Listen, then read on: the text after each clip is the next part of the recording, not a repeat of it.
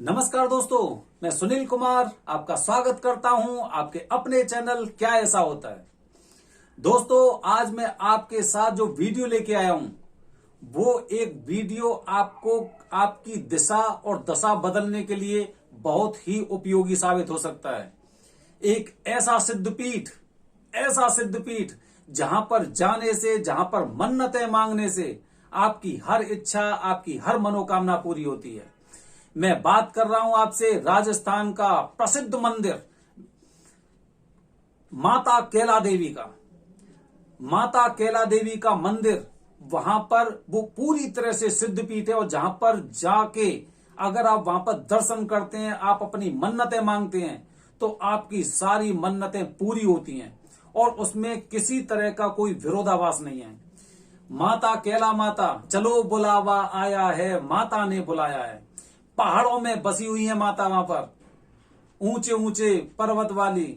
आपने वो गाना भी सुना होगा, चलो बुलावा आया है, माता ने बुलाया है।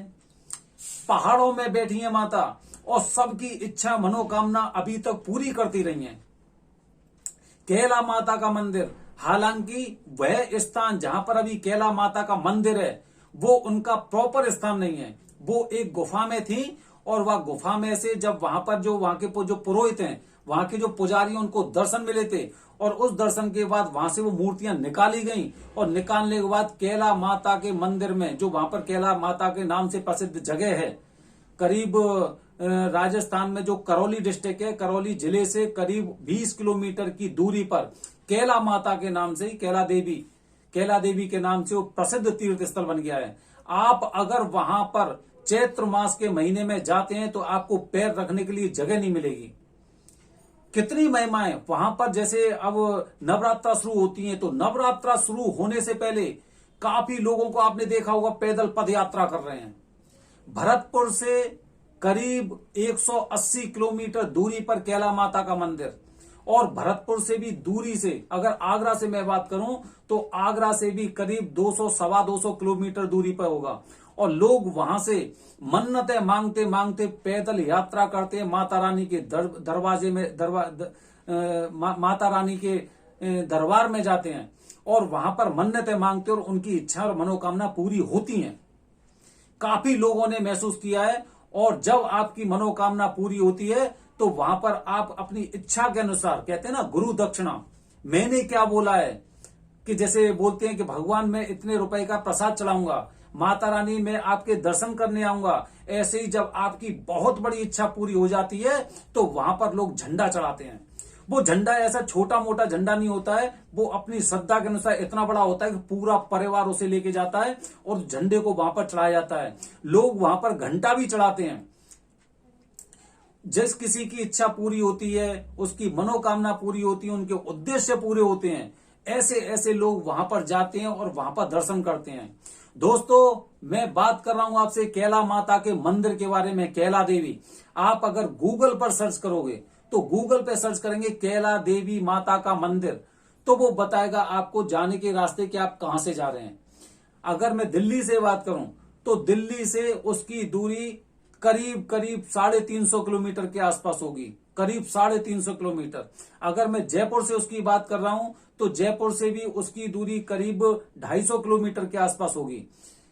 इतनी दूरी पर मंदिर है और वहां पर लोग जाते हैं, वहां पर दर्शन करते हैं माता रानी के, और माता रानी उन्हें दर्शन देती हैं। सुबह 4 बजे मंगला काली के दर्शन होते हैं। मंगला काली 4 बजे, सुबह 4 बजे दर्शन होते हैं। अगर आप कभी वहां पर जाएंगे, जैसे आपने देखा होगा उज्जैन में 4 बजे भस्म आरती होती है, जो पूरी पृथ्वी पर कहीं नहीं होती, केवल बाबा महाकाल के दरबार में होती है।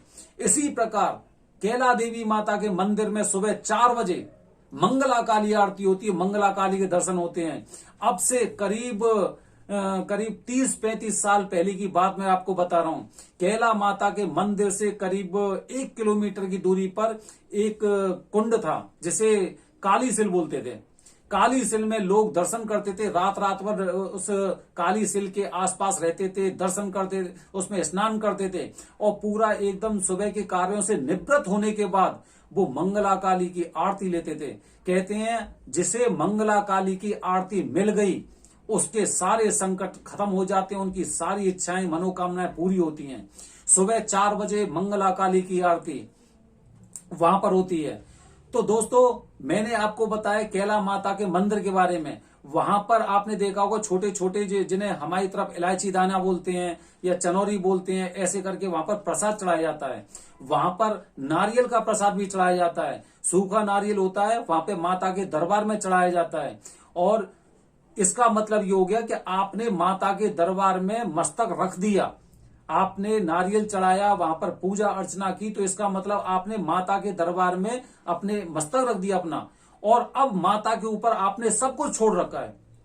आपको ज्ञात होगा इन बातों के बारे में कि जैसे कि मैं आपको बता रहा हूं कि जैसे बच्चे होते हैं, बच्चे अगर अपने माता पिता के चरण स्पर्श करते हैं तो इसका मतलब यह है कि माता पिता को उनकी परवाह है, उनकी चिंता हो रही है कि भाई ये मेरे मस्तक में मेरे चरण स्पर्श कर रहा है, तो मतलब इसे मुझे आशीर्वाद देना है, इसकी चिंताओं के बारे में सोचना है, इसकी जरूरतों के बारे में सोचना है, इसे क्या परेशानी है उन चीजों के बारे में भी मुझे ख्याल होना चाहिए।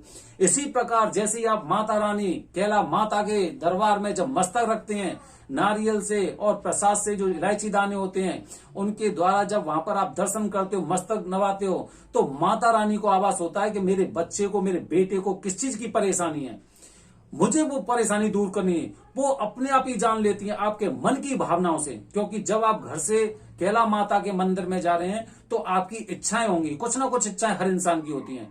आपकी इच्छाएं, आपकी मन्नतें, वो जैसे ही वहां पर आप पहुंचते हैं तो आत्मा और परमात्मा का जो जिस हिसाब से मिलन होता है, तो माता रानी कैला माता आपकी भावनाओं को समझ जाती हैं कि मेरा बेटा, मेरा बच्चा, मेरा पुत्र मेरे पास आया है, इसकी जरूरत कोई इच्छा होगी, जरूर इसके मन में कुछ ऐसे भाव होंगे जिसकी वजह से मेरे पास आया है।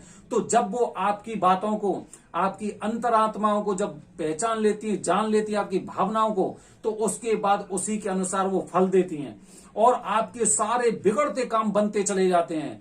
आप एक बार वहां पर दर्शन करके आइए, अपने मन में श्रद्धा के अनुसार दर्शन करके आइए, और दर्शन करने के बाद आप घर लौटिए। आपको देखिए, आपको चारों तरफ से आपके जो बिजनेस के, आपकी सफलता के रास्ते आपको खुलते हुए दिखाई देंगे। ये माता रानी का दरबार है, और माता तो होती ही माता होती ना को माता। तो दोस्तों, इसके बारे में आपको और आगे जानकारी दूंगा मैं आने वाले वीडियो में। धन्यवाद दोस्तों। जय हिंद, जय भारत। बोलो कैला मैया की जय, बोलो सच्चे दरबार की जय।